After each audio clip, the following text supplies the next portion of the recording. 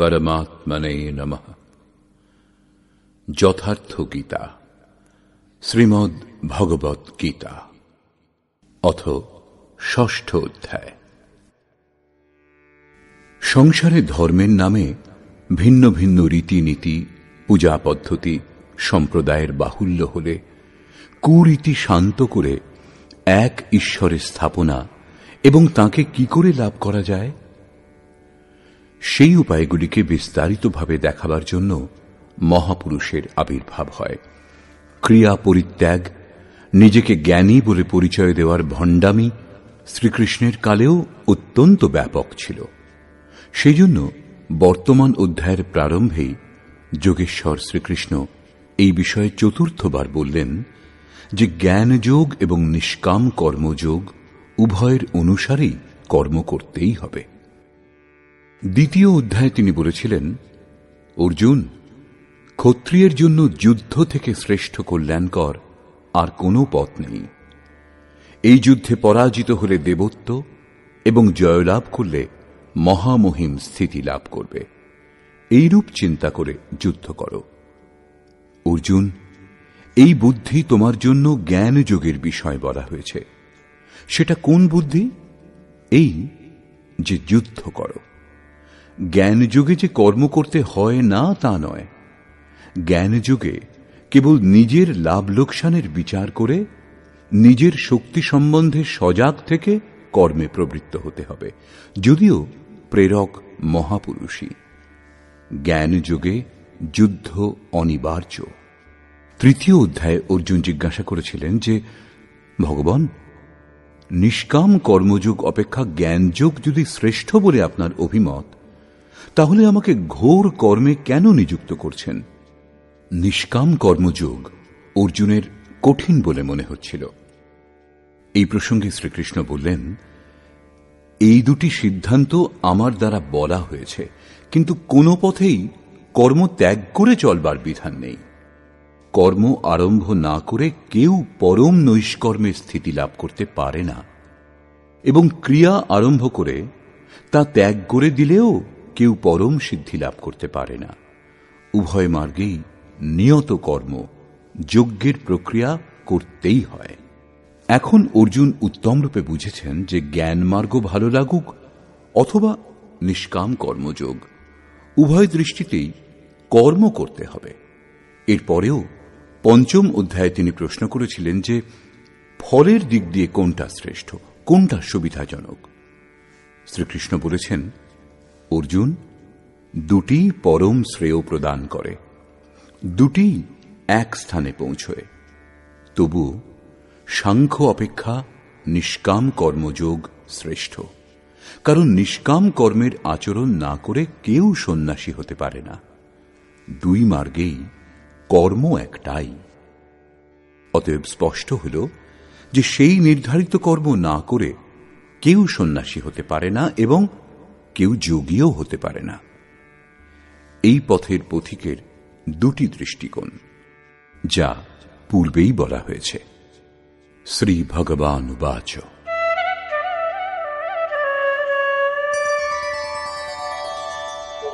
অনাশ্রিতঃ কর্মফলম কার্যং কর্ম করোতি যঃ স সন্ন্যাসী চ যোগী চ ন নিরগ্নির্ন চাক্রিয়ঃ।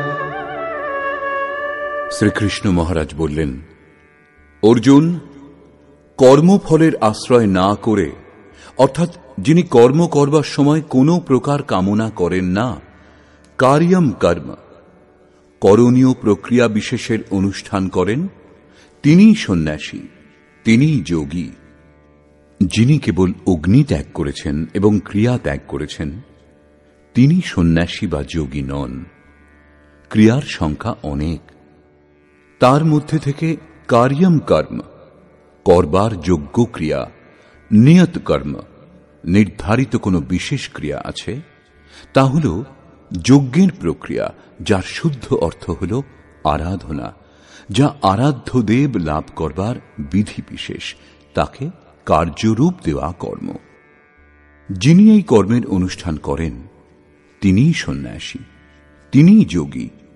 যারা অগ্নিত্যাগী বলে যে আমরা অগ্নি স্পর্শ করি না, অথবা কর্মত্যাগী বলে যে আমাদের কর্ম করবার দরকার নেই, আমরা আত্মজ্ঞানী। কর্ম আরম্ভ না করে যারা এরূপ বলে, করণীয় ক্রিয়াবিশেষের আচরণ করে না, তারা সন্ন্যাসীও নয়, যোগীও নয়। এই প্রসঙ্গে আরও বলছেন, यं सन्न्यासमिति प्राहुः योगं तं विद्धि पाण्डव नह्यः सन्न्यस्तसङ्कल्पो योगी भवति कश्चन। অর্জুন, যাকে সন্ন্যাস এইরূপ বলা হয় তাকেই তুমি যোগ বলে জানবে, কারণ সংকল্প ত্যাগ না করলে কোনো পুরুষ যোগী হয় না। অর্থাৎ কামনা ত্যাগ উভয় মার্গের জন্যই আবশ্যক। তাহলে তো ভালোই, বলে দিই যে আমি সংকল্প করি না, তাহলেই যোগী সন্ন্যাসী হয়ে যাব। শ্রীকৃষ্ণ বলছেন, এরূপ হয় না। आरुरुक्षोर्मुनेर्योगं कर्म कारणमुच्यते योगारूढस्य तस्यैव शमः कारणमुच्यते। যোগে আরোহণ করতে ইচ্ছুক মননশীল পুরুষের জন্য যোগের প্রাপ্তির জন্য কর্মানুষ্ঠানই সাধন, এবং যোগের অনুষ্ঠান করতে করতে যখন তা পরিণাম দেওয়ার স্থিতিতে আসে, সেই যোগারূঢ়ত্বে শমঃ কারণামুচ্যতে, সকল সংকল্পের অভাবই কারণ। এর পূর্বে সংকল্পের হাত থেকে রেহাই পাওয়া যায় না। এবং यदा हिनेन्द्रियार्थेषु न कर्मस्वनुषज्यते सर्वसंकल्पसन्न्यासी योगारूढस्तदोच्यते। যে কালে পুরুষ ইন্দ্রিয় ভোগে আসক্ত হন না এবং কর্মেও আসক্ত হন না, যোগের পরিপক্ক অবস্থাতে পৌঁছনোর পর কর্ম করে আর কার খোঁজ করা হবে? অতএব নিয়ত কর্ম আরাধনার আর প্রয়োজন হয় না। সেই জন্য তিনি আর কর্মে আসক্ত হন না। সেই সময় সর্বসংকল্প সন্ন্যাসী, সর্বসংকল্পের অভাব দেখা দেয়। একেই বলে সন্ন্যাস। এই হল যোগারূঢ়ত্ব। পথে সন্ন্যাস বলে কিছুই নেই। এই যোগারূঢ়ত্বে কি লাভ? উদ্ধরেদাত্মনাত্মানম নাত্মানমবসাদয়েৎ আত্মৈব হ্যাত্মনো বন্ধু আত্মৈব রিপুরাত্মনঃ। অর্জুন, মানুষের কর্তব্য এই যে নিজেই নিজেকে উদ্ধার করবে, আত্মার যাতে অধোগতি না হয়, কারণ এই জীবাত্মা স্বয়ং নিজের বন্ধু, আবার স্বয়ং নিজের শত্রুও। কখন শত্রু হয় আর কখন মিত্র হয়, এই প্রসঙ্গে বলছেন, বন্ধুরাত্মাত্মনস্তস্য येनात्मैवात्मना जितः अनात्मनस्तु शत्रुत्वे वर्तेतात्मैव शत्रुवत्। যে জীবাত্মা দ্বারা মন এবং দেহেন্দ্রিয়াদি জয় করা হয়েছে, তার জন্য তারই জীবাত্মা বন্ধু, এবং যার দ্বারা মন, ইন্দ্রিয় সমূহ এবং দেহ জয় করা হয়নি, তার জন্য শত্রু সে স্বয়ং। এই দুটি শ্লোকেই শ্রীকৃষ্ণ একটা কথাই বললেন যে নিজের আত্মাকে নিজেই উদ্ধার করুন, তাকে অধোগতিতে নিয়ে যাবেন না, কারণ আত্মাই বন্ধু। এই সৃষ্টিতে অন্য কেউ শত্রু বা বন্ধু নয়। কি রূপে? যিনি মন ও ইন্দ্রিয় সমূহ জয় করেছেন, তার জন্য তার আত্মাই বন্ধুর মতো ব্যবহার করে, পরম কল্যাণকর হয়।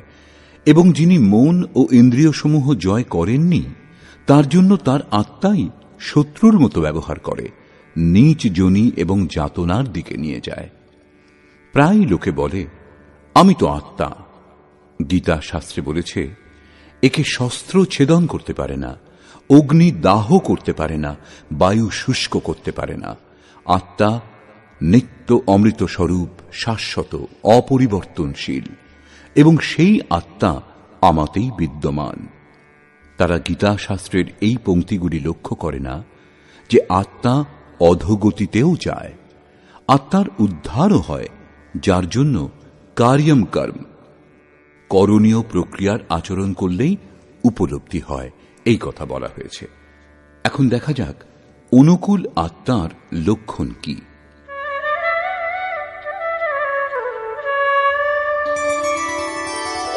जितात्मनः प्रशान्तस्य परमात्मा समाहितः शीतोष्णसुखदुःखेषु तथा मानापमानयोः।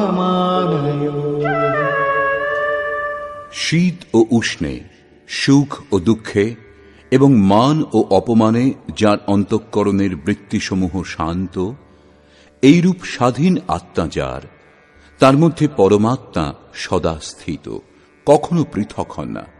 জিতাত্মা অর্থাৎ যিনি মন ও ইন্দ্রিয় সমূহ জয় করেছেন, যার বৃত্তি পরম শান্তিতে প্রবাহিত, একেই আত্মার উদ্ধারের অবস্থা বলে। আরো বললেন,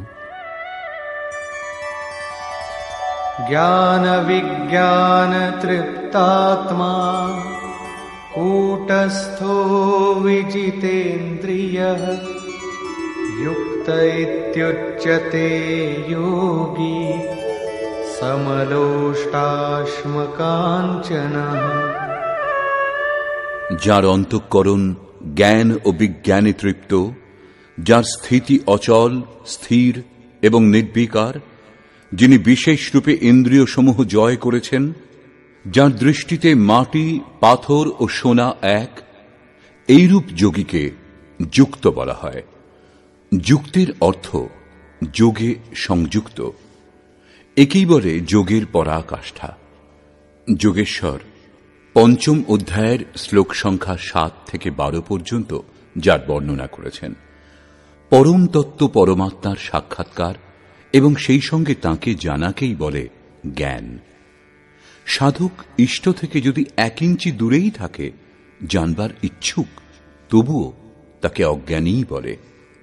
সেই প্রেরক কিরূপে সর্বব্যাপ্ত, কিরূপে প্রেরণা প্রদান করেন, কিরূপে অনেকগুলি আত্মার একসঙ্গে পথ প্রদর্শন করেন, কি রূপে তিনি ভূত, ভবিষ্যৎ এবং বর্তমানের জ্ঞাতা, সেই প্রেরক ইষ্টের কার্যপ্রণালীর জ্ঞানই বিজ্ঞান। যেদিন থেকে হৃদয়ে ইষ্টের আবির্ভাব ঘটে, সেদিন থেকেই তিনি নির্দেশ দিতে আরম্ভ করেন, কিন্তু শুরুতে সাধক বুঝতে পারেন না। পরাকাষ্ঠাকালেই যোগী তার আন্তরিক কার্যপ্রণালী সম্পূর্ণভাবে বুঝতে পারেন। এই বোঝার ক্ষমতাকেই বিজ্ঞান বলে। যোগারূঢ় অথবা যুক্ত পুরুষের অন্তঃকরণ জ্ঞান বিজ্ঞানে তৃপ্ত থাকে। এইরূপ যোগযুক্ত পুরুষের স্থিতির নিরূপণ করে যোগেশ্বর শ্রীকৃষ্ণ পুনরায় বললেন, সুহৃন্মিত্রার্युदासीन মধ্যস্থদ্বেষ্য বন্ধুষু সাধুষ্বপি চ পাপেষু সমবুদ্ধির্বিশিষ্যতে। লাভ করবার পর মহাপুরুষ সমদর্শী ও সমবর্তী হন। পূর্বের শ্লোকে তিনি বলেছেন, যিনি পূর্ণ জ্ঞাতা অথবা পণ্ডিত, তিনি বিদ্যা বিনয় সম্পন্ন ব্রাহ্মণে, চণ্ডালে, গরু, কুকুর, হাতিতে সমদর্শী হন। এই শ্লোক তারই পূরক। তিনি আন্তরিকতার সঙ্গে পরের উপকার করেন।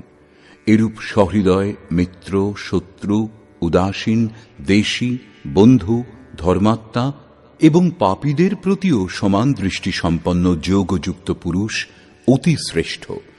তারা কে কি করে না করে কার্যকলাপের উপর দৃষ্টি দেন না। তাদের ভিতরে যে আত্মা আছে সেই দিকেই তাঁর দৃষ্টি পড়ে। এদের মধ্যে পার্থক্য কেবল এই দেখেন যে কেউ কিছু নিম্ন স্তরে দাঁড়িয়ে, কেউ নির্মলতার কাছাকাছি পৌঁছেছেন, কিন্তু সে ক্ষমতা সকলের মধ্যেই আছে। এখানে যোগযুক্তের লক্ষণ পুনরায় পুনরাবৃত্তি করা হয়েছে।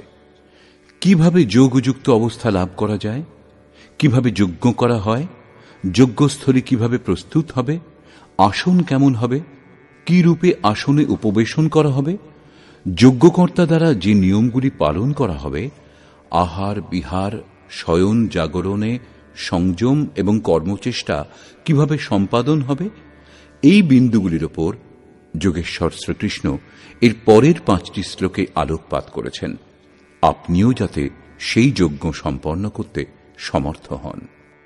3য় অধ্যায়ে তিনি যজ্ঞের নাম নিয়ে বলেছেন যে যজ্ঞের প্রক্রিয়াই সেই নিয়ত কর্ম। 4র্থ অধ্যায়ে তিনি যজ্ঞের স্বরূপ বিস্তারপূর্বক বলেছেন, যাতে প্রাণের অপানে আহুতি, অপানের প্রাণে আহুতি, প্রাণ অপানের গতি রোধ করে মনকে নিরুদ্ধ করা হয়। যজ্ঞের শুদ্ধ অর্থ আরাধনা এবং আরাধ্য দেব পর্যন্ত যে প্রক্রিয়ার দ্বারা পৌঁছানো যায় সেই বিষয়ে 5ম অধ্যায়েও বলা হয়েছে, কিন্তু তার জন্য ভূমি, আসন, করবার বিধি ইত্যাদি সম্বন্ধে বলা বাকি ছিল। তারই উপর যোগেশ্বর শ্রীকৃষ্ণ এখানে আলোকপাত করছেন। योगी युञ्जीत सततम् आत्मानं रहसि स्थितः एकाकीयत चित्तात्मा निराशीर परिग्रह। চিত্ত জয় করবার জন্য প্রযত্নশীল যোগী মন ইন্দ্রিয় সমূহ এবং দেহ সংযত করে বাসনা ও সংগ্রহ রহিত হয়ে নির্জন স্থানে একাকী চিত্তকে আত্মোপলব্ধি করবার যোগক্রিয়াতে নিযুক্ত করবেন। তার জন্য কেমন স্থান হওয়া দরকার, আসন কিরূপ হবে? शुचौ देशे प्रतिष्ठाप्य स्थिरमासनमात्मनः नात्युच्छ्रितं नातिनीचम् चैलाजिनकुशोत्तरम्। শুদ্ধ স্থানে কুশ, মৃগচর্ম, বস্ত্র অথবা এর থেকে উত্তরোত্তর রেশম, উলের বস্ত্র, তক্তাপোষ যা কিছু হোক স্থির আসন স্থাপন করবেন। আসন যেন অতি উঁচু বা অতি নিচু না হয়। শুদ্ধ ভূমির অর্থ হল স্থান যেন পরিষ্কার হয়, আসন যেন একটুও না দোলে, স্থিরভাবে স্থাপন হয়। পূজ্য মহারাজজি প্রায় 5 ইঞ্চি উঁচু আসনের উপর বসতেন। একবার ভক্তগণ 1 ফুট উঁচু মার্বেল পাথরের এক চৌকি এনে দিয়েছিলেন। মহারাজজি মাত্র একদিন ব্যবহার করেছিলেন। পরদিনই বলেছিলেন, সাধুদের এত উঁচু আসনে বসা উচিত নয়, এতে অভিমান চলে আসে। আবার নিচুতেও বসা উচিত নয়, হীন ভাব ও ঘৃণা উৎপন্ন হয়। সেটা সরিয়ে বাগানে রেখে দিয়েছিলেন। তিনি সেখানে কখনো যেতেন না, এখনো কেউ যায় না। এইরূপ ছিল সেই মহাপুরুষের ক্রিয়াত্মক শিক্ষা পদ্ধতি। সাধকের জন্য বেশি উঁচু আসন ব্যবহার উচিত নয়, তাহলে ভজন সম্পূর্ণ হবে পরে, আগে অহংকারটাই প্রাধান্য পাবে। এরপরে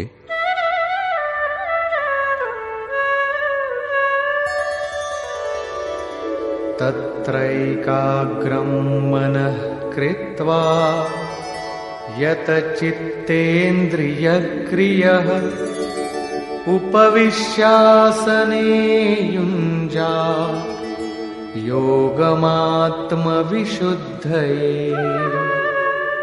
সেই আসনে বসেই ধ্যান করবার বিধান। মনকে একাগ্র করে চিত্ত এবং ইন্দ্রিয় সমূহের কার্য সংযমপূর্বক অন্তঃকরণ শুদ্ধির জন্য যোগাভ্যাস করবেন। কিভাবে উপবেশন করা হবে তাও বলছেন।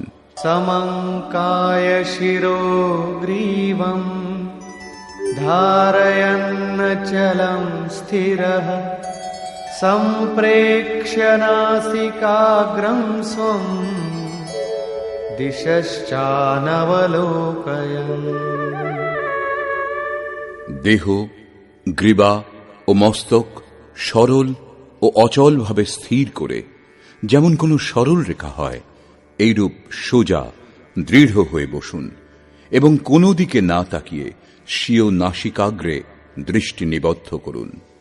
নাক দেখবার নির্দেশ দিচ্ছেন না, পরন্তু সোজা বসলে নাকের সোজাসুজি যেখানে দৃষ্টি পড়ে সেখানে দৃষ্টি নিবদ্ধ করুন। এদিক ওদিক দেখার চঞ্চলতা যেন না হয়। স্থির হয়ে বসবেন এবং प्रशान्तात्मा विगतभिः ब्रह्मचारि व्रते स्थितः मनः संयम्य मच्चित्तो युक्त आसीत मत्परः। ব্রহ্মচর্য ব্রতে স্থিত। প্রায় লোকে বলে যে জননেন্দ্রিয় সংযমই ব্রহ্মচর্য, কিন্তু মহাপুরুষগণের অনুভূতি এই যে মন থেকে বিষয় স্মরণ করে, চোখ দিয়ে সেরকম দৃশ্য দেখে, ত্বক দ্বারা স্পর্শ করে, কানে বিষয়োত্তেজক শব্দ শুনে জননেন্দ্রিয় সংযম সম্ভব নয়। ব্রহ্মচারীর বাস্তবিক অর্থ হল ব্রহ্ম আচরত স ব্রহ্মচারী। ব্রহ্মের আচরণ হল নিয়ত কর্ম, যজ্ঞের প্রক্রিয়া, যার অনুষ্ঠান করে ইয়ান্তি ব্রহ্ম সনাতনম, সনাতন ব্রহ্মে বিলীন হওয়া যায়। এর অনুষ্ঠানের সময় স্পর্শান কৃত্বা বহির্বাজ্যান, বাহ্য স্পর্শ, মন এবং ইন্দ্রিয় সমূহের স্পর্শ বাইরেই ত্যাগ করে চিত্তকে ব্রহ্মচিন্তনে, শ্বাস প্রশ্বাসে, ধ্যানে নিযুক্ত করতে হবে। মন ব্রহ্মে নিযুক্ত থাকলে বাহ্য স্মরণ কে করবে?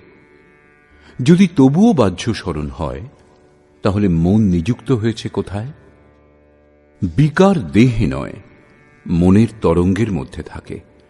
মন যদি ব্রহ্মাচরণে রত, তাহলে কেবল জননেন্দ্রিয় সংযম নয়, সকল ইন্দ্রিয় সংযম পর্যন্ত স্বাভাবিক হয়ে যায়। অতএব ব্রহ্মচরণে স্থিত থেকে ভয়রহিত এবং উত্তম রূপে শান্ত অন্তঃকরণযুক্ত মনকে সংযত করে আমাতেই চিত্ত নিযুক্ত করে মৎপরায়ণ হয়ে স্থিত হবেন। এরূপ আচরণের পরিণাম কি?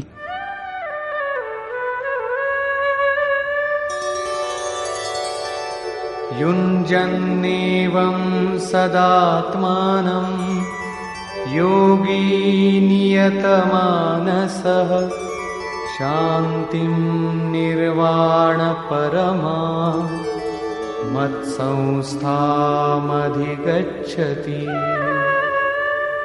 এইরূপ নিজেকে নিরন্তর সেই চিন্তনে নিযুক্ত করে যোগী সংযতভাবে মন সমাহিত করে আমার স্থিতিরূপ পরাকাষ্ঠাযুক্ত শান্তি প্রাপ্ত হন।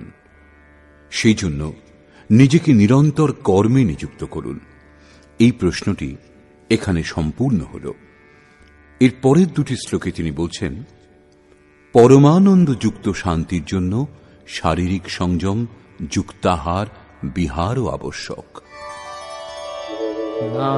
नात्यश्नतस्तु योगोऽस्ति न चैकान्तमनश्नतः न चाति स्वप्नशीलस्य जाग्रतो नैव चार्जुन। অর্জুন, এই যোগ অতি ভোজীর সিদ্ধ হয় না এবং একান্ত অনাহারীরও সিদ্ধ হয় না, অত্যন্ত নিদ্রালুর এবং অতি অনিদ্রা অভ্যাসীরও সিদ্ধ হয় না। তাহলে কার সিদ্ধ হয়? युक्ताहार विहारस्य युक्तचेष्टस्य कर्मसु युक्तस्वप्नावबोधस्य योगो भवति दुःखः। দুঃখের নাশক এই যোগ তাঁর পূর্ণ হয় যিনি পরিমিত আহার বিহার করেন, কর্মে পরিমিত চেষ্টা করেন এবং যার নিদ্রা ও জাগরণ সন্তুলিত। অধিক ভোজনে আলস্য, নিদ্রা এবং প্রমাদ ঘিরে ধরে, তখন সাধনা ব্যাহত হয়। আহার ত্যাগ করলেও ইন্দ্রিয় সমূহ দুর্বল হয়ে যায়, অচল স্থির হয়ে বসবার ক্ষমতা থাকে না। পূজ্য মহারাজজি বলতেন, যতটা খোরাক তার থেকে একটা দুটো রুটি কম খাওয়া উচিত। বিহার অর্থাৎ সাধনের অনুকূল বিচরণ, অল্প পরিশ্রমও করা উচিত। কোনো কাজ খুঁজে নিতে হয়, অন্যথা রক্ত সঞ্চার শিথিল হয়ে যাবে, যার ফলে রোগ ব্যাধির শিকার হবে। আয়ু, নিদ্রা ও জাগরণ আহার ও অভ্যাসে কম বেশি হয়। মহারাজজি বলতেন, যোগীদের 4 ঘন্টা শয়ন করা উচিত এবং সব সময় স্মরণ মনন করা উচিত। যে বৃথা জাগরণ করে সে শীঘ্রই পাগল হয়ে যায়। কর্মে পরিমিত চেষ্টা হওয়া দরকার, অর্থাৎ নিয়ত কর্ম আরাধনার অনুরূপ নিরন্তর প্রযত্নশীল হওয়া দরকার। বাহ্য বিষয়গুলি স্মরণ না করে সর্বদা তাতেই যিনি নিযুক্ত, তাঁরই যোগে সিদ্ধি লাভ হয়। সঙ্গে সঙ্গে यदा विनियतं चित्तं आत्मन्येवावतिष्ठते निःस्पृहः सर्वकामेभ्यो युक्त इत्युच्यते तदा।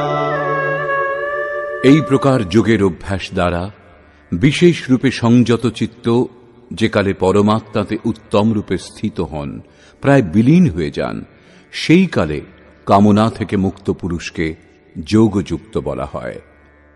এখন বিশেষ রূপে বিজিত চিত্তের লক্ষণ কি?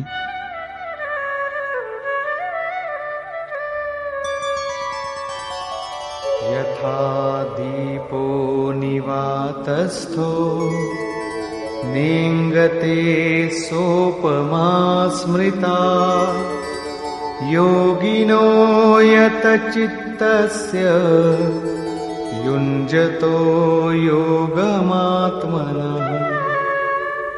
বায়ুশূন্য স্থানে অবস্থিত দীপ শিখা যেমন কম্পিত হয় না, শিখা ঊর্ধ্বমুখী হয়, তাতে কম্পন হয় না, সেই উপমা দেওয়া হয়েছে পরমাত্মার ধ্যানে প্রবৃত্ত চিত্তজয়ী যোগীর সঙ্গে।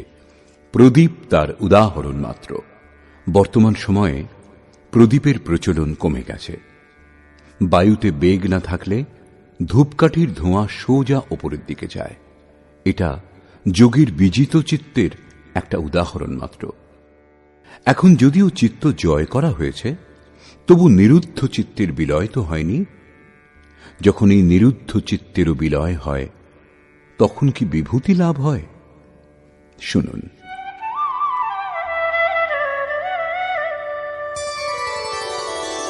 यत्र परमते चित्तं निरुद्धं योगसेवया यत्र चैवात्मनात्मानं पश्यन्नात्मनि तुष्यति। যে অবস্থায় যোগাভ্যাসের দ্বারা অভ্যাস না করলে কখনো নিরুদ্ধ হবে না, অতএব যোগাভ্যাস দ্বারা নিরুদ্ধ চিত্তেরও নিবৃত্তি হয়, বিলীন হয়ে যায়, শেষ হয়ে যায়, সেই অবস্থায় আত্মনা স্বীয় আত্মার দ্বারা আত্মানম পরমাত্মার দর্শন করে আত্মনি এবা স্বীয় আত্মাতেই সন্তুষ্ট হয়। কারণ প্রাপ্তিকালে পরমাত্মার সাক্ষাৎকার হয়, কিন্তু পরক্ষণেই তিনি নিজের আত্মাকে সেই শাশ্বত ঈশ্বরীয় বিভূতিগুলিতে ওতপ্রোত দেখেন। ব্রহ্ম যেমন অজর, অমর, শাশ্বত, অব্যক্ত এবং অমৃত স্বরূপ, তেমনি আত্মাও অজর, অমর, শাশ্বত, অব্যক্ত ও অমৃত স্বরূপ আছে, কিন্তু তবুও সেই আত্মা অচিন্ত। যতক্ষণ চিত্ত এবং চিত্তের তরঙ্গ বিদ্যমান, ততক্ষণ আপনার উপভোগের জন্য নয়। নিরুদ্ধ চিত্ত এবং নিরুদ্ধ চিত্তেরও বিলুপ্তিকালে পরমাত্মার সাক্ষাৎকার হয় এবং দর্শনের পরেই সেই ঈশ্বরীয় গুণধর্মে যোগী নিজেকে যুক্ত দেখেন। সেই জন্য তিনি নিজের আত্মাতেই সন্তুষ্ট হন। এই তাঁর স্বরূপ, এই হল পরাকাষ্ঠা। এরই পূরক এর পরের শ্লোকটি। সুখমাত্যন্তিকং যত্তৎ বুদ্ধিগ্রাহ্যমতীন্দ্রিয়ং वेत्ति यत्र न चैवायं স্থিতশ্চলতি তত্ত্বতঃ। এবং ইন্দ্রিয় সমূহের অতীত কেবল শুদ্ধ সূক্ষ্ম বুদ্ধি দ্বারা গ্রহণযোগ্য যে অসীম আনন্দ আছে, তা যে অবস্থায় অনুভব করেন এবং যে অবস্থায় স্থিত হয়ে এই যোগী ভগবৎ স্বরূপকে তত্ত্ব সহিত জেনে বিচলিত হন না, সর্বদা তাতে প্রতিষ্ঠিত থাকেন। এবং यं लब्ध्वा चापरं लाभं मन्यते नाधिकं ततः यस्मिन् स्थितो न दुःखेन गुरुणापि विचाल्यते। পরমেশ্বরের প্রাপ্তিরূপ যে লাভ, পরাকাষ্ঠার শান্তি লাভ করে যোগী অন্য লাভ তদপেক্ষা অধিক মনে করেন না, এবং ভগবৎ প্রাপ্তিরূপ যে অবস্থায় স্থিত যোগী মহা দুঃখেও বিচলিত হন না, কারণ তার দুঃখ বোধ হয় না, কারণ যে চিত্ত বোধ করত তা বিলীন হয়ে গেছে। এই রূপ তম বিদ্যা দুঃখ সংয়োগ वियोगं योग संगीतं सनिश्चयेन योक्तव्यो योगो निर्विण्ण चेतसा। যা সংসারের সংযোগ ও বিয়োগ থেকে রহিত, তার নাম যোগ। সে সুখ আত্যন্তিক, তার মিলনকে যোগ বলে। যাকে পরম তত্ত্ব পরমাত্মা বলা হয়, তার মিলনকে যোগ বলে। সেই যোগের অভ্যাস স্থির হয়ে নিশ্চয়পূর্বক করা কর্তব্য। যিনি ধৈর্য ধারণ করে রত থাকেন, তিনি যোগে সফল হন।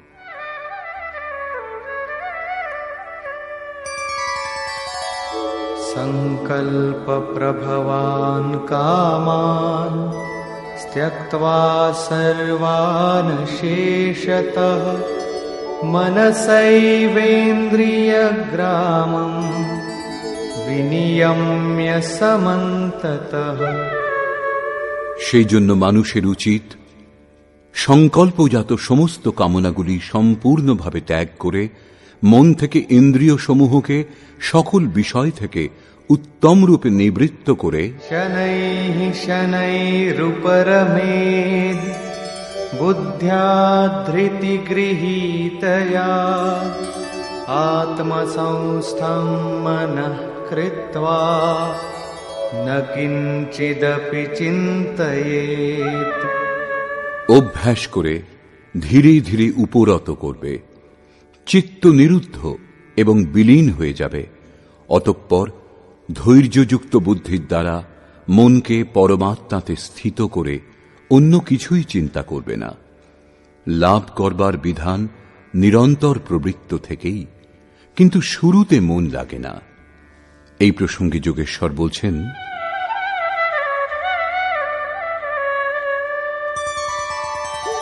यतो यतो निश्चरति मनश्चञ्चलमस्थिरम् ततस्ततो नियम्यैतद् आत्मन्येव वशं नयेत्।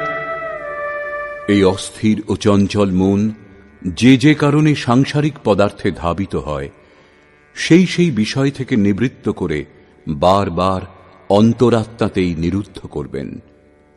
প্রায় লোকে বলে যে মন যেখানে যেতে চায় যেতে দাও, প্রকৃতির মধ্যেই কোথাও যাবে এবং প্রকৃতিও ব্রহ্মের অন্তর্গত। প্রকৃতিতে বিচরণ করা ব্রহ্মের বাইরে নয়। কিন্তু শ্রীকৃষ্ণের অনুসারে এটা ভুল। গীতায় এই সমস্ত মান্যতাগুলির কোনো স্থান নেই। শ্রীকৃষ্ণ বলছেন, মন যে যে বিষয়ে ধাবিত হয়, যে মাধ্যমে যায়, সেই মাধ্যমকেই সংযত করে পরমাত্মাতে নিযুক্ত করবেন। মনকে নিরুদ্ধ করা সম্ভব, এই নিরুদ্ধের পরিণাম কি?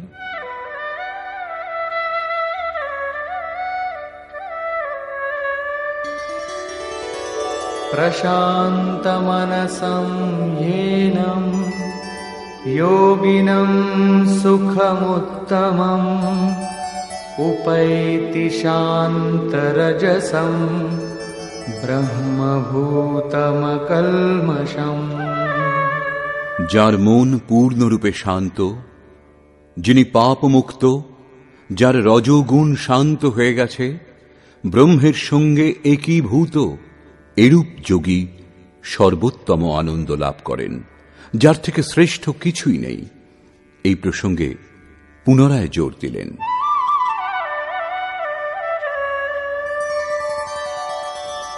युञ्जन्नेवं सदात्मानं योगी विगतकल्मषः सुखेन ब्रह्म संस्पर्शम् अत्यन्तं सुखमश्नुते। এই রূপে আত্মাকে নিরন্তর সেই পরমাত্মাতে যুক্ত করে নিষ্পাপ যোগী সুখপূর্বক পরব্রহ্ম পরমাত্মার প্রাপ্তির অসীম আনন্দের অনুভব করেন। তিনি ব্রহ্ম সংস্পর্শ অর্থাৎ ব্রহ্মে স্পর্শ এবং তাতে স্থিত হওয়ার সঙ্গে অসীম আনন্দের অনুভব করেন। অতএব ভজন অনিবার্য। এই প্রসঙ্গে আরো বলছেন,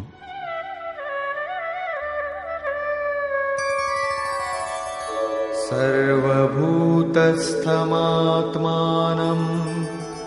सर्वभूतानि चात्मनि ईक्षते योगयुक्तात्मा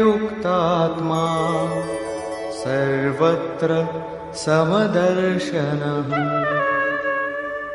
যোগের পরিণামের সঙ্গে যিনি যুক্ত, সর্বভূতে সমদর্শী যোগী নিজের আত্মাকে সর্বভূতে দর্শন করেন এবং সমস্ত ভূতকে নিজের আত্মাতেই প্রবাহিত দেখেন। এরূপ দর্শন করলে কি লাভ? यो मां पश्यति सर्वत्र सर्वं च मयि पश्यति तस्याहं न प्रणश्यामि स च मे न प्रणश्यति। যিনি সর্বভূতে পরমাত্মারূপ আমাকে দর্শন করেন, ব্যাপ্ত দেখেন এবং সর্বভূতকে সর্বাত্মা আমাতে দর্শন করেন, তার জন্য আমি অদৃশ্য হই না এবং তিনিও আমার জন্য অদৃশ্য হন না। এটাই প্রেরকের মুখোমুখি মিলন, সখ্যভাব, সামীপ্য মুক্তি।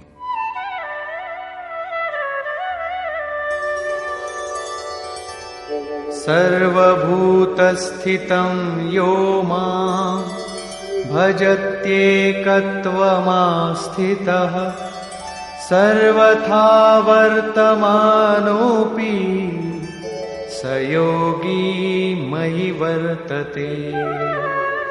যিনি বহুর মধ্যে উপরোক্ত একত্বভাবে আমাকে ভজনা করেন, তিনি সর্বপ্রকারের কার্যে নিযুক্ত থেকেও আমাতেই অবস্থিতি করেন। কারণ আমি ব্যতীত তার জন্য আর কেউ নেই, তার সব কিছু বিলীন হয়ে গেছে। সেই জন্য এখন তিনি ওঠা বসা যা কিছু করেন আমার সংকল্পেই করেন।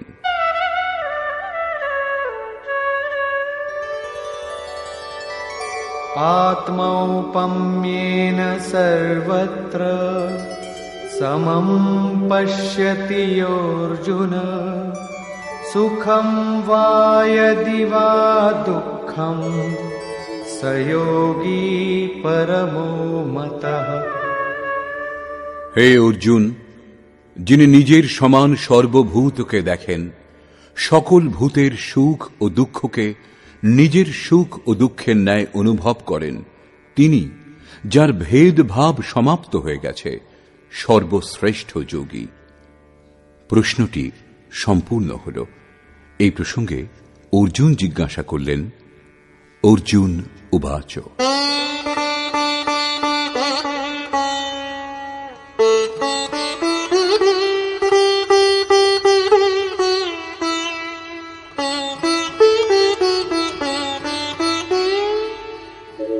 योऽयं योगस्त्वया प्रोक्तः साम्येन मधुसूदन एतस्याहं न पश्यामि चञ्चलत्वात् स्थितिं स्थिराम्।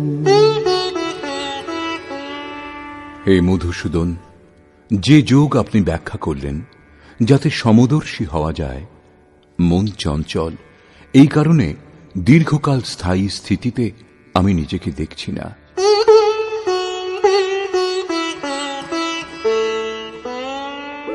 চঞ্চলং হি মনঃ কৃষ্ণ প্রমাথি বলবদৃঢ়ম তস্যাহং নিগ্রহং মন্যে বায়োরিব সুদুষ্করম।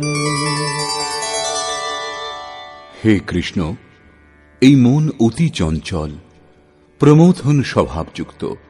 প্রমথন অর্থাৎ যা আলোড়ন সৃষ্টি করে, অবিবেচক এবং প্রবল, সেই জন্য একে বশ করা আমি বায়ুর ন্যায় অতি দুষ্কর মনে করি। ঝড়ের বায়ুকে এবং মনকে নিবৃত্ত করা দুইই সমান। এই প্রসঙ্গে যোগেশ্বর শ্রীকৃষ্ণ বলছেন, শ্রী ভগবান উবাচ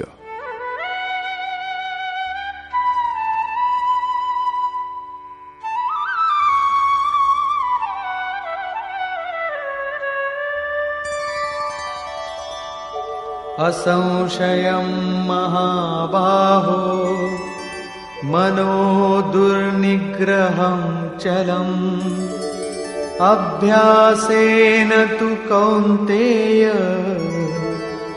वैराग्येण च गृह्यते। মহান কার্যে প্রযত্নশীল মহাবাহু অর্জুন, মন নিঃসন্দেহে চঞ্চল এবং একে বশ করা অতি কঠিন। কিন্তু কৌন্তেয়, মন অভ্যাস ও বৈরাগ্য দ্বারা বশীভূত করা যায়। যেখানে চিত্ত নিযুক্ত করতে হবে সেখানে স্থির করবার জন্য বারবার প্রযত্ন করাকে অভ্যাস বলে, এবং দেখা শোনা বিষয়বস্তু থেকে সংসার অথবা স্বর্গাদি ভোগগুলিতে রাগ অর্থাৎ আসক্তির ত্যাগ বৈরাগ্য। শ্রীকৃষ্ণ বলছেন যে মনকে বশীভূত করা কঠিন, কিন্তু অভ্যাস ও বৈরাগ্যের দ্বারা একে বশ করা যায়।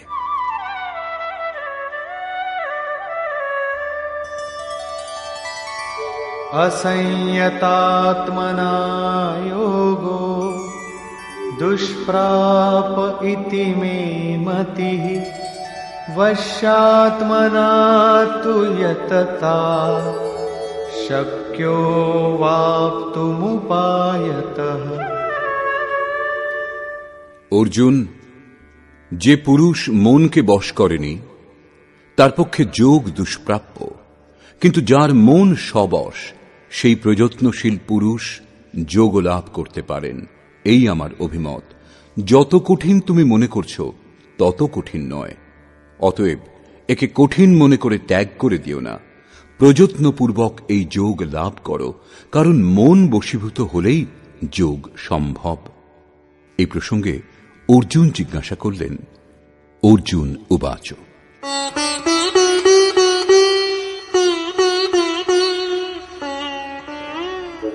अयति श्रद्धयोपेतो योगाच्चलितमानसः अप्राप्य योगसंसिद्धिं कां गतिं कृष्ण गच्छति। যোগ করতে করতে যদি কোনো ব্যক্তির মন যোগচ্যুত হয়, যদ্যপি তিনি এখনো শ্রদ্ধাবান, তথাপি এরূপ ব্যক্তি ভগবৎ সিদ্ধি লাভ না করে কোন গতি পেয়ে থাকেন? কচ্ছিন্নো ভয় বিভ্রষ্টঃ ছিন্নাভ্রমিব নশ্যতি অপ্রতিষ্ঠো মহাবাহো বিমূঢ়ো ব্রহ্মণঃ পথি।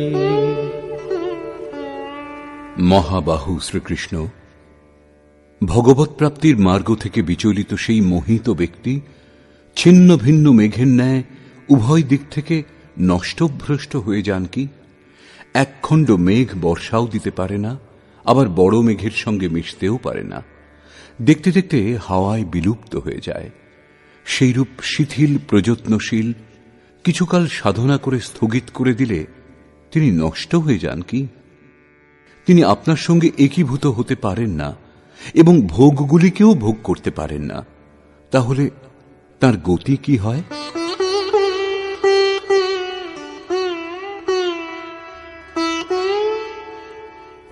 एतन्मे संशयं कृष्ण छेत्तुमर्हस्य शेषतः त्वदन्यः संशयस्यास्य छेत्ता नह्युपपद्यते।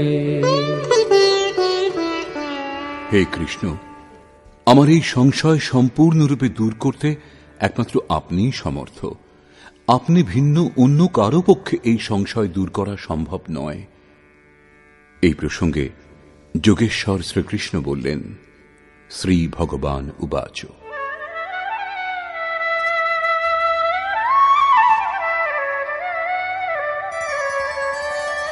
पार्थ नैवेह नामुत्र विनाशस्तस्य विद्यते न हि कल्याणकृत् कश्चिद् दुर्गतिं तात गच्छति। পার্থিব দেহকেই রথ ভেবে লক্ষ্যের দিকে অগ্রসর অর্জুন, সেই পুরুষের না এই লোকে না পরলোকেও নাশ হয়। কারণ হে বৎস, সেই পরম কল্যাণকর নিয়ত কর্মের আচরণ করেন যিনি, তার কখনো দুর্গতি হয় না। তাহলে তার কি হয়? प्राप्य पुण्यकृतान् लोकान् उषित्वा शाश्वती समाः शुचीनां श्रीमतां गेहे योगभ्रष्टोऽभिजायते। মন বিচলিত হলে যোগভ্রষ্ট সেই ব্যক্তি পুণ্যবানগণের লোকাদিতে বাসনাগুলি ভোগ করেন। যে বাসনাগুলির জন্য তিনি যোগভ্রষ্ট হয়েছিলেন, ভগবান অল্প সময়ের মধ্যেই সব দেখিয়ে শুনিয়ে দেন।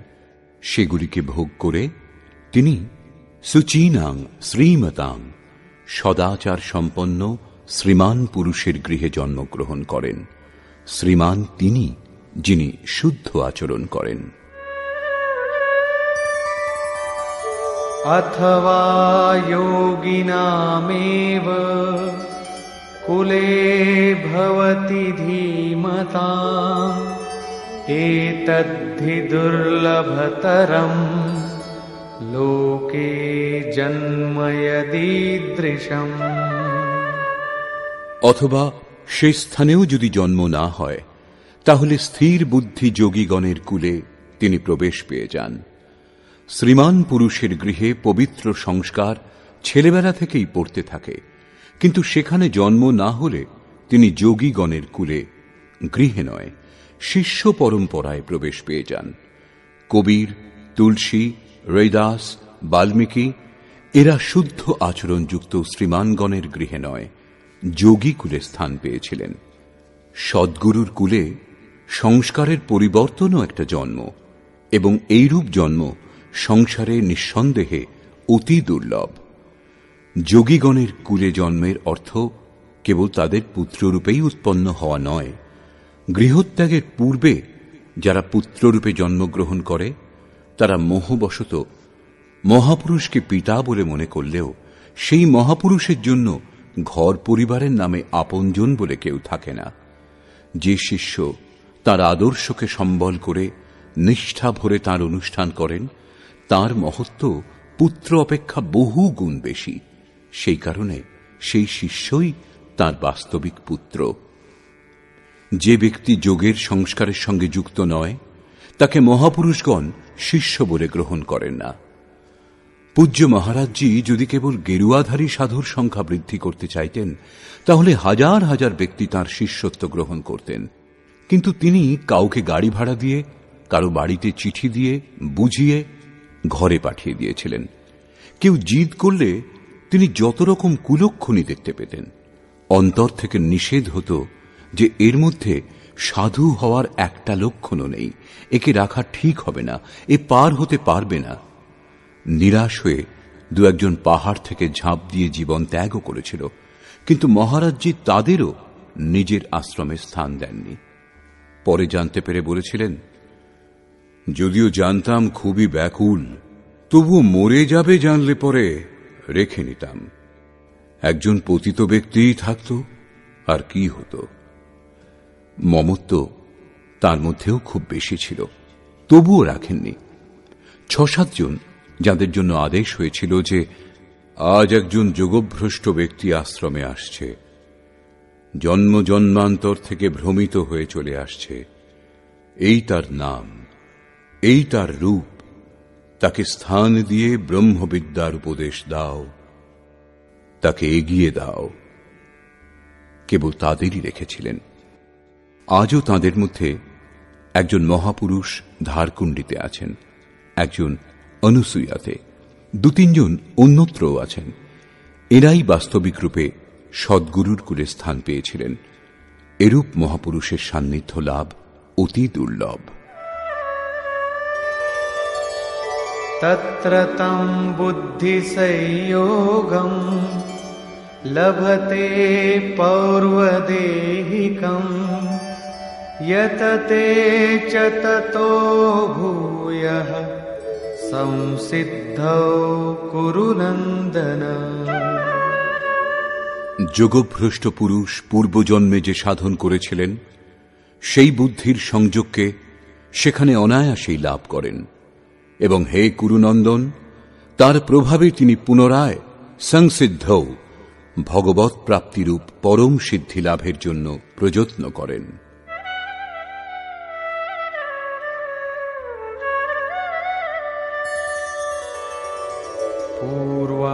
पूर्वाभ्यासेन तेनैव ह्रियते ह्यवशोऽपि सः जिज्ञासुरपि योगस्य शब्दब्रह्माति वर्तते। শ্রীমানের গৃহে বিষয়ের বশীভূত হয়েও তিনি পূর্বজন্মের সেই অভ্যাস দ্বারা ভগবৎ পথের দিকে আকর্ষিত হন এবং যোগে শিথিল প্রযত্নশীল সেই জিজ্ঞাসু ও বাণীর বিষয়কে পার করে নির্বাণ পদ প্রাপ্ত হন।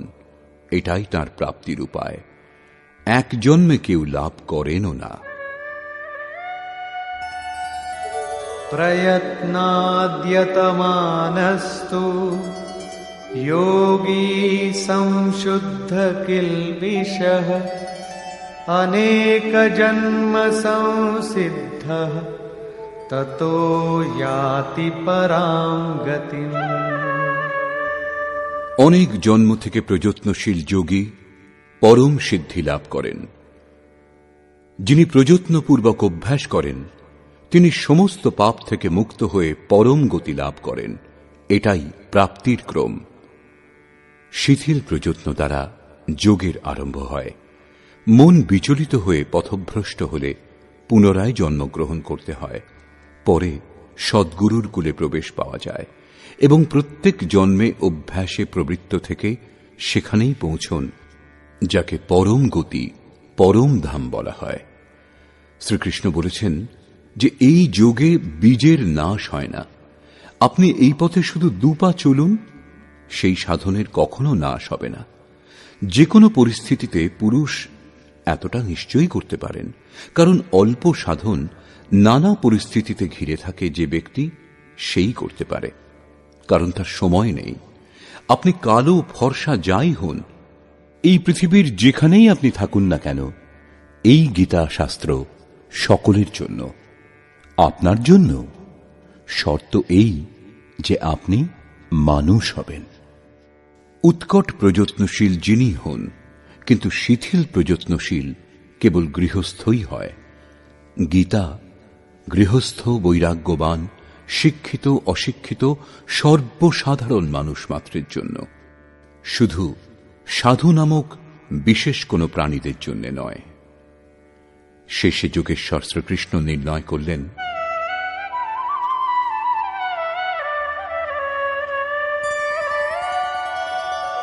তপস্বিভ্যোऽধিকো যোগী জ্ঞানিভ্যোऽপি মতোऽধিকः কর্মিভ্যশ্চাধিকো যোগী তস্মাদ্যোগী ভবার্জুন।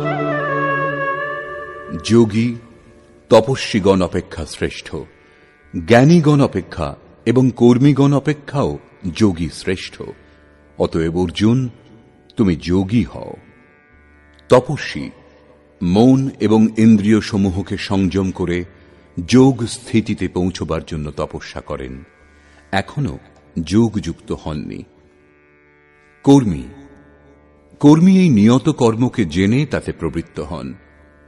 তিনি নিজের সামর্থ্যের বিবেচনা না করেই প্রবৃত্ত হন এবং সমর্পণের ভাব নিয়েও প্রবৃত্ত হন না, কর্ম করেন মাত্র।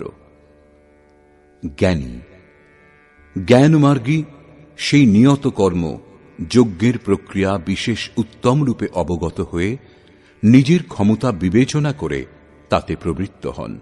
তার লাভ লোকসানের দায়িত্ব তার নিজের উপরেই থাকে। যোগী নিষ্কাম কর্মযোগী ইষ্টের উপর নির্ভর করে পূর্ণ সমর্পণের সঙ্গে সেই নিয়ত কর্ম যোগ সাধনাতে প্রবৃত্ত হন। তার যোগক্ষেমের দায়িত্ব স্বয়ং ভগবান এবং যোগেশ্বর বহন করেন। পতনের পরিস্থিতি এলেও তার পতনের ভয় নেই, কারণ যে পরম তত্ত্ব লাভে তিনি ইচ্ছুক, সেই পরম তত্ত্ব তার সব ভার বহন করেন। তপস্বী নিজেকে যোগযুক্ত করবার জন্য প্রযত্নশীল, কর্মী সেই নিয়ত কর্ম জেনেই কর্মে প্রবৃত্ত। উভয়েরই পতনের সম্ভাবনা অধিক, কারণ এদের মধ্যে সমর্পণের ভাব থাকে না এবং নিজের লাভ লোকসান বোঝবার ক্ষমতাও নেই। কিন্তু জ্ঞানী যোগের পরিস্থিতি সম্বন্ধে অবগত, নিজের সামর্থ্য বোঝেন, তার সব ভার তাঁর নিজের উপরই থাকে।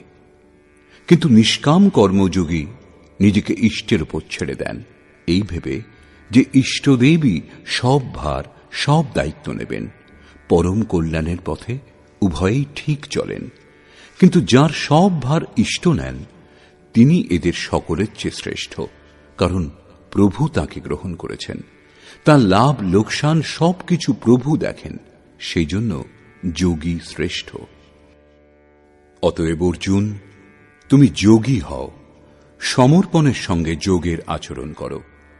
যোগী শ্রেষ্ঠ, কিন্তু তার থেকেও শ্রেষ্ঠ তিনি, যিনি অন্তর থেকে প্রবৃত্ত হন। এই প্রসঙ্গে বলছেন,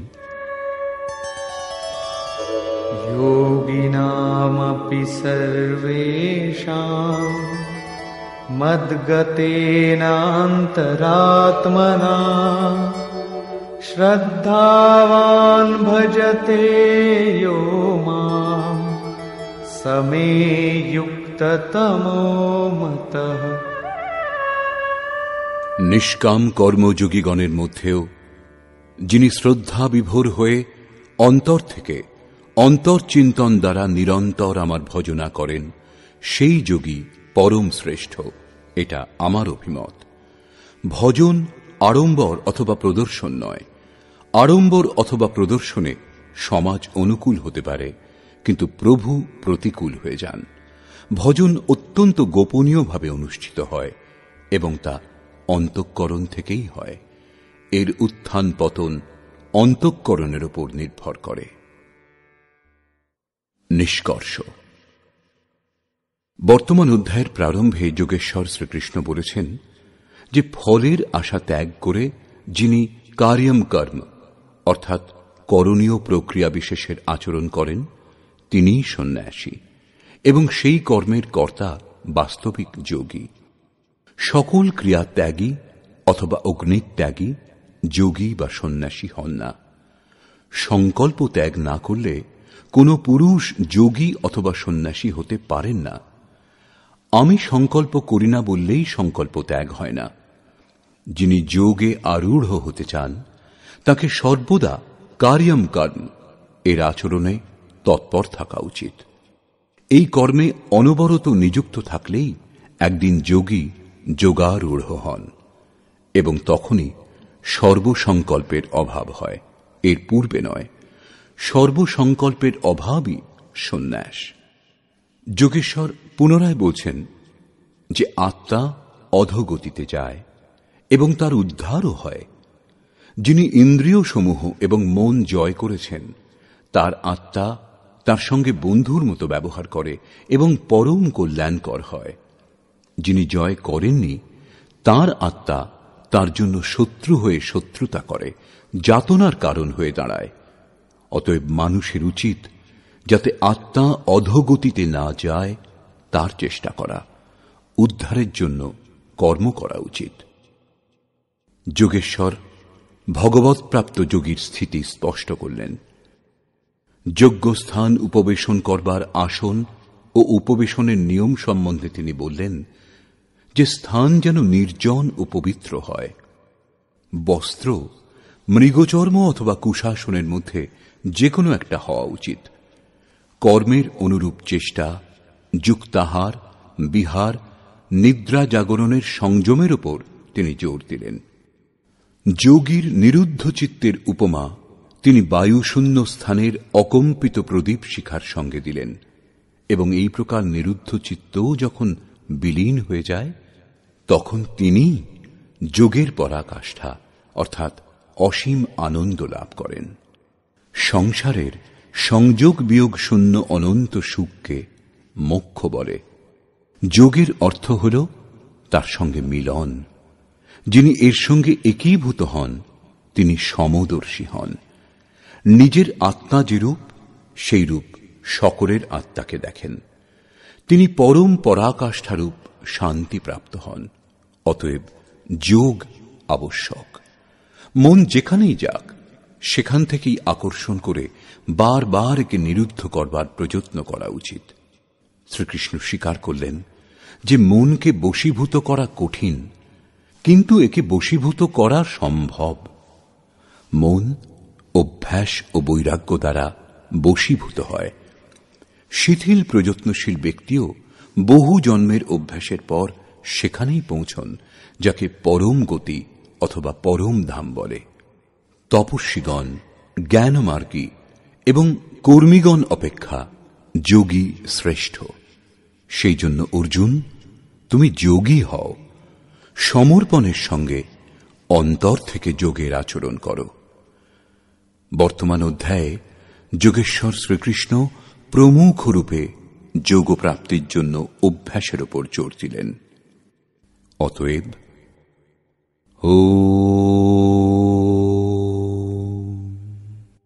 এইরূপ শ্রীমদ্ ভগবৎ গীতারূপী উপনিষদ এবং ব্রহ্মবিদ্যা তথা যোগশাস্ত্র বিষয়ক শ্রীকৃষ্ণ ও অর্জুনের সংবাদে অভ্যাস যোগ নামক ষষ্ঠ অধ্যায় পূর্ণ হল।